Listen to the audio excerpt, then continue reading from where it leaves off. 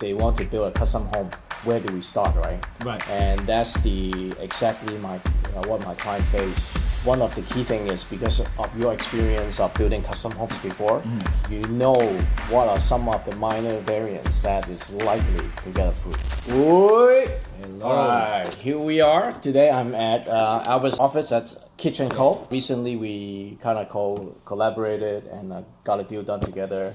Yeah, that was pretty exciting. Yeah, Yeah, super exciting. I think a lot of people ask like if they want to build a custom home, where do we start, right? Right. And that's exactly what my client faced. He was looking at a piece of property, a really big lot.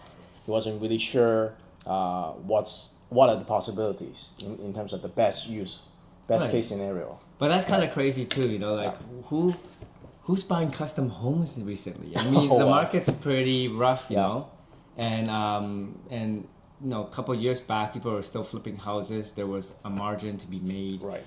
But why such a unique situation where your client was? I mean, I know the answer, but for the audience, like what made this client want to buy a custom home? So or want to build a custom home? I actually worked with this client for a number of years now, since 2021.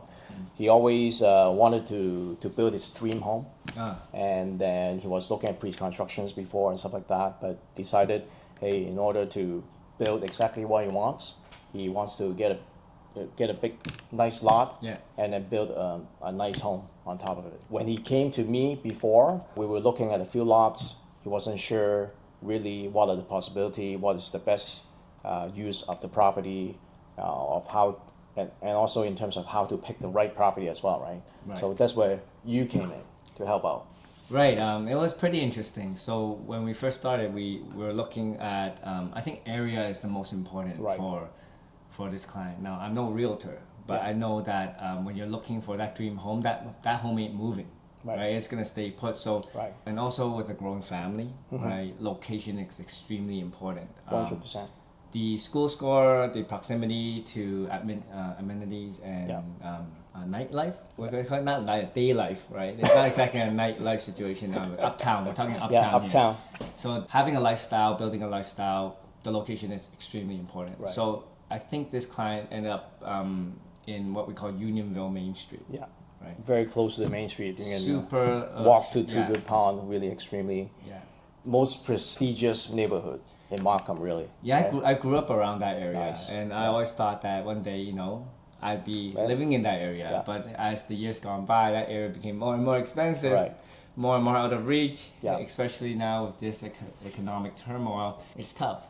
So, you know, helping out a client find their dream home location is step number one, and I think that is your specialty. Yeah, and I think your unique product in terms of figuring out all the bylaws, having really nice drawings to illustrate what are the possibility of that lot. I think that really brought it home. Yeah, so let's high level summarize what actually happened. Step one, you found the land. In fact, you found multiple lands. Yeah. And we did a site visit. Yeah. Just to check the area out, looking out for any weird things that may not show, say, on Google Street View or on a listing agent's sell sheet. Right. Because of course you want to take the picture of the best situation of this place. Right. But having said that, we were considering either tearing it down completely or potentially building an addition from it and resurfacing the outside. In this scenario, we ended up choosing a land that the client decided to tear it down and rebuild. And step number one is to make sure that you can do what you think you can do. Right. The client had in his head an idea of building a 6,000 to 7,000 square foot home. But that was only because he knew from looking at floor plans before what a 6,000 to 7,000 home can produce. Yeah. Or provide, sorry. But I also addressed the concern that what if this land can't build a 6,000 to 7,000 square foot home? What would happen, right? Like due to some like bylaw limitations and stuff like that. Right? And by stating that, the client became even more worried. But I said, hey, don't worry about it. Let's find out exactly what we can do. Right. So the first thing is zoning analysis report. Right. Now zoning, I'm sure everyone heard of it. You call the city, ask, can I do it? The city tells you maybe yes or no. Yeah. But most cities will say, you know what, you need to hire a professional. So what type of professional do you hire? Well, from what I understand, consultants, architects, and urban planners will be able to tell you, very well. I'll be able to answer most of your questions in regards to zoning analysis. But building a custom home in that land also covers other things such as fire code and building code, right? All of these things may affect the design and outlook of your house. And so we decided to do a zoning analysis report. The client agreed, and we found out everything we need to know about that land. Yeah. We found out whether or not it was in conservation protection, in greenbelt areas. What were the setbacks? Now, the general zoning analysis, side setbacks, front setback, rear setback, those are standard. Right.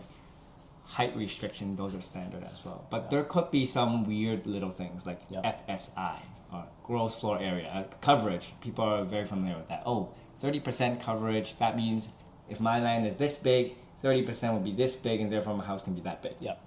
But there are a lot of bylaws that will limit you from building a monster house. So they have things such as FSI, floor space index, Right. and some restrictions that might be applied for just this particular land. Yeah. Yeah. Yeah, I think one of the key thing is because of your experience of building custom homes before, you know what are some of the minor variants that is likely to get approved. Because sometimes the bylaw says one thing, and then but there might be some areas where, let's say the limit is 5,000 square feet, and then if you apply for minor variance of like maybe 10% more or 5% more, those kind of minor variance application will likely get approved, stuff like that. And I think that really took the guesswork out of the whole equation, and then really helped my client make that decision in order to go forward with the purchase of the piece of land. Yeah, I was happy about that. Your client was extremely logical as well. So exactly. he's like, okay, I love this land, I love the area. I want to build a 6,000 7,000 square foot house. But there was one restriction clause in the bylaw that states you could only get up to a certain amount. And the number worked out to be like 5,300 square feet. So what we did was we drew a floor plan that fit every single room that they requested in their house, in their main floor and the second floor, how many bedrooms, how many en-suites, and we made it fit. Right. So just in case the minor variance had any issues, they can fall back to plan B and they will still be okay with it. For sure. And so that was something that they requested, and we ended up doing the floor plan, everything fit. We have a secondary floor plan, so when we apply for this building permit, we know for a fact that we're going to get into minor variance. Yeah. And hopefully we can get through the committee of adjustment unscathed, right? For sure. And one of the things that my client was quite impressed is by your turnaround time, like between you and your team.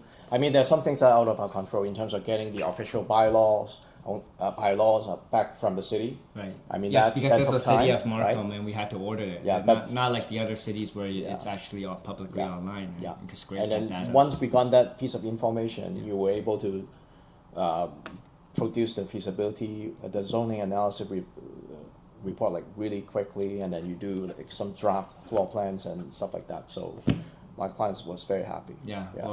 That's our job, right? The zoning analysis. I mean, these beautiful properties, they don't sit around waiting. The moment these things get listed and it's good and it's great, usually it gets taken right away. So we have to produce these reports basically within 48 business hours, right, or less. So I think like this is just one of the many collaborations that between myself and Kych Co and Albert here, we're gonna do going forward. Like, I want to do many deals along with you, bro. Yeah, man. All right. Very good. All right. Thank you so much. Yeah. Kych Co. Thank you.